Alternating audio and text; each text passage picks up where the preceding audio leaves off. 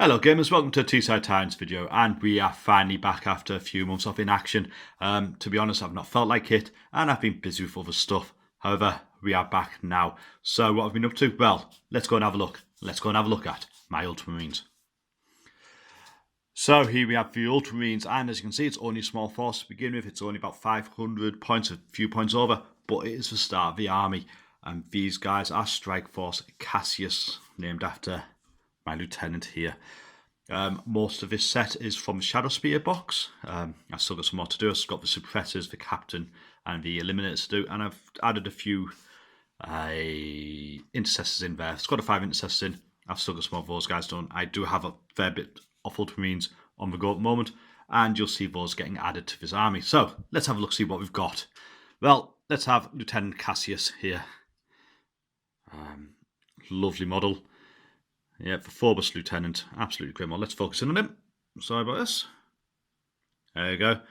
And I followed the guide from Duncan on Warhammer TV on how to paint the Ultramarine armour, and I think that's a lovely job. I really like that guy. Lovely model. Yeah, there's the Lieutenant. As you can see, I've set him up as if we're in a ruined city. I've put barbarian, I've put just little pieces of paper using the good old-fashioned tea bag, staining it just to make it look worn, dirty, bit of rubbish lying around. Yeah, really nice model. I'm very impressed with him. Like, I've added these bits of red and just breaks up and looks really cool. Yeah, and transfers.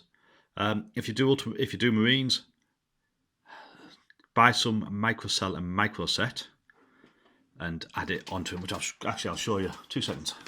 Okay, so yeah, microcell and microset,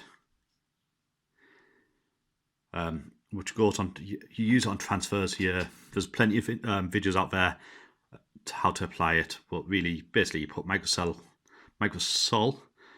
on your transfer a little bit on where you're going to put it. You put transfer on, it sort of melts it into place. That's how you can get these transfers on, and they just really add to the model. Yeah, they're just lovely finishing touch. So anyway, I'll show you these guys. I'll show you them. That's microset, and that's microsalt, and I got those off eBay, some buyer or some seller, about 10 quid for both of them. So really crack value. As you can see, I've barely used any. They'll last for years, and they're just amazing. Go and get some. Anyway, enough of that. Let's have a look at the other guys of this army. I have my librarian in Phobos armor. Lovely model again. I tried to do the camo on the cloak, but it just didn't look right. It just looked dirty. One time I'd done it, I just gave up, went back over it, just in grey. That's all, dude doesn't have to hide that much. He's a Space Marine. Anyway, so you put the pieces of paper on again, just to break it up. I'm using the paper like I would on a more natural basis, the grass, to break up the grey, to add just bits of colouring.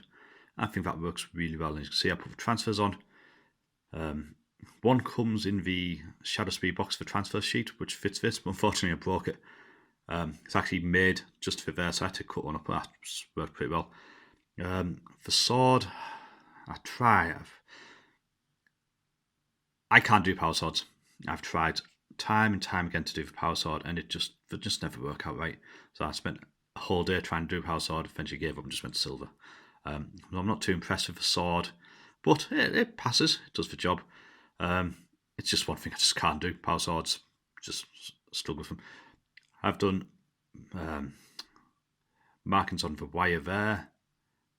I'm fairly pleased with that, and I've been able to do markings on this wire here. Is it Golden Demon standard? No, of course not. Do I like it? Yeah, and he looks cool. So anyway, that's the librarian. Okay, let's focus on over here. And then we've got the intercessor. I think I've showed you these guys before, but we'll pull them up just in case I haven't. Sorry.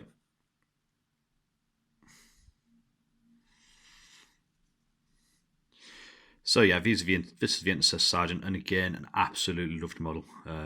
Personal heraldry on there just looks really awesome. Yeah, lovely model, really great. As I see, I've done all the squad markings on, so I've got one there, got there, so all the squads know which squads are. So that's squad 1. Put one of these guys up.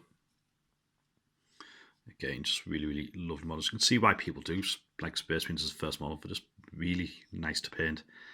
Lovely, lovely model. So that's the Incessors. And then we've got the Infiltrators. This is 1 Sergeant. I've done it in 2 squads of 5 because it just looks better.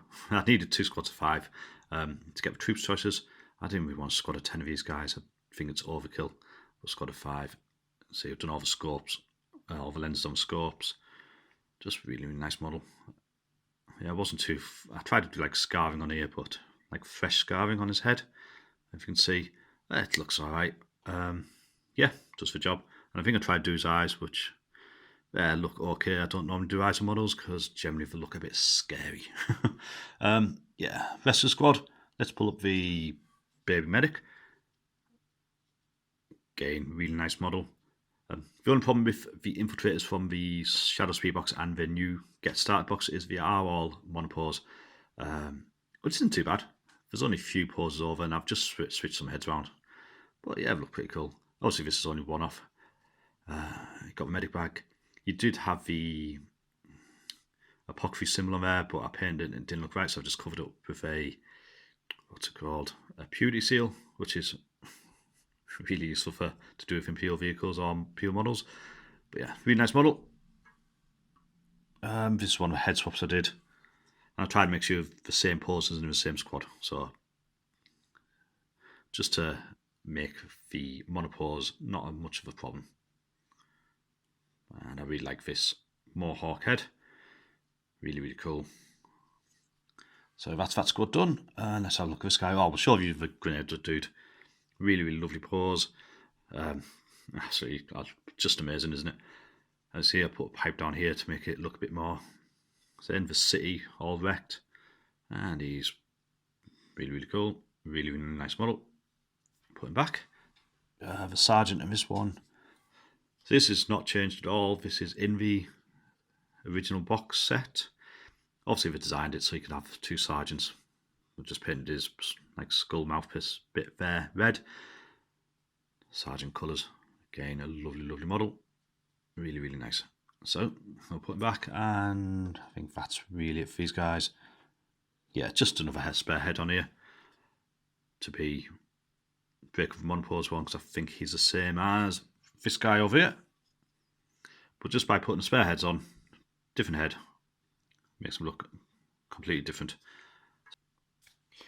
So that's the army there. It's only 500 points, and it's only the start of a force. I'm working on more stuff. I will be adding units to these as the weeks continue. Yeah, really, really happy, really enjoying painting these guys.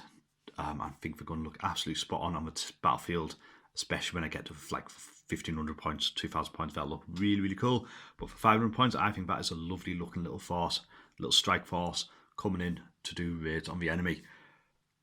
And talking about it, I think we should be seeing these guys on the table. However, I want you guys to decide what I'm going to be facing next. And let's go and have a look at those options. So, option 1 is the Devious Sorceress Thousand Suns.